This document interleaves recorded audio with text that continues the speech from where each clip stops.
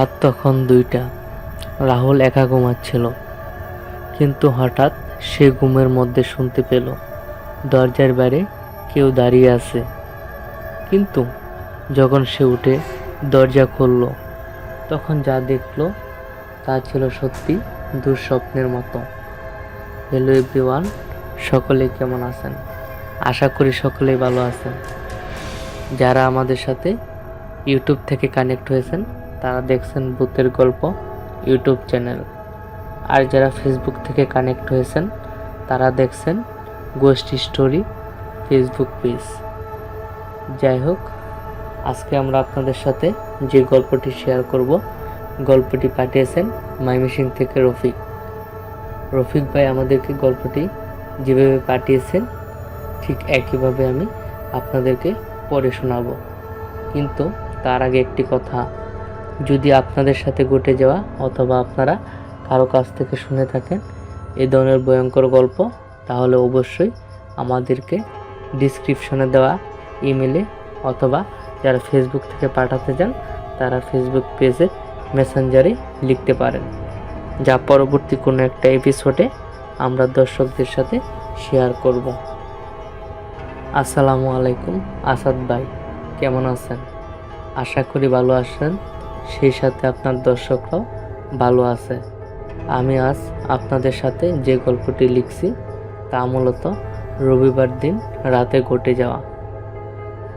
তখন প্রায় রাত 2টা, চারদিক নিস্তব্ধ, শুধু দূর থেকে শোনা যাচ্ছে রাত জাগা ঝিঝি পোকার ডাক। রাহুল হচ্ছে আমার চাচাতো ভাই। রাহুল তার গ্রামের বাড়ির পুরনো ঘরে একা শুয়েছিল। বাবা মা ঢাকায় গেছে আর দাদু পাশের ঘরে ঘুমাচ্ছে। হঠাৎ বাহির থেকে একটা অদ্ভুত আওয়াজ এলো, যেন কেউ পুটপুট করে দরজায় হাত দিচ্ছে। রাহুল ভাবল হয়তো বাতাসে জানালার কপাট নড়ছে, কিন্তু না, আবার স্পষ্ট করে শুনতে পেল খটখট খটখট। তার আগে বলে রাখে, বাড়িটি ছিল গ্রামের মধ্যে নির্জন একটি জায়গায়, যার কারণে রাতের বেলায় অল্প আওয়াজেও এটা মনে হয় খুব ভয়ঙ্কর আওয়াজ।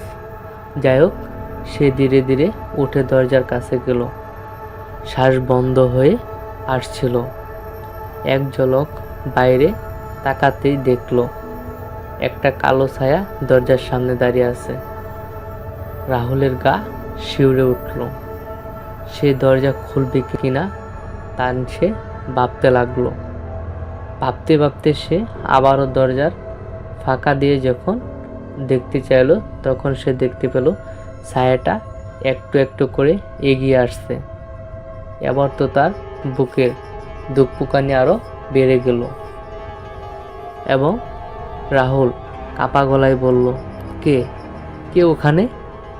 কোনো উত্তর নেই, শুধু সেই ছায়াটা যেন আরো কাছে চলে এলো। এরপর হঠাৎ একটা ঠান্ডা বাতাস ঘরের ভিতর ঢুকে পড়ল। বাতাসটা এমন ঠান্ডা ছিল যেন কারো বরফ শীতল হাত তার গাড়ি স্পর্শ করলো। রাহুল খুব বয়ে বয়ে দরজা খুলে বাইরে তাকালো, কিন্তু সেখানে কেউ নেই। কিন্তু পরের মুহূর্তে তার মাথার উপর থেকে একটা গা ছমছমে কণ্ঠ ভেসে এলো এবং ওই কণ্ঠে বলা হলো, তুই দরজা খুললি কেন? রাহুল ভয়ে আতঙ্কে উপরে তাকাতেই দেখল ছাদের এক কোণে একটি হাড্ডিসার মুখ তার দিকে চেয়ে আসছে। তার ফাঁকা চোখের গর্ত দিয়ে যেন কালো ধোঁয়া বের হচ্ছে। রাহুল চিৎকার করতে গিয়েও চিৎকার করতে পারল না, তার গলা শুকিয়ে কাঠ হয়ে গেছে।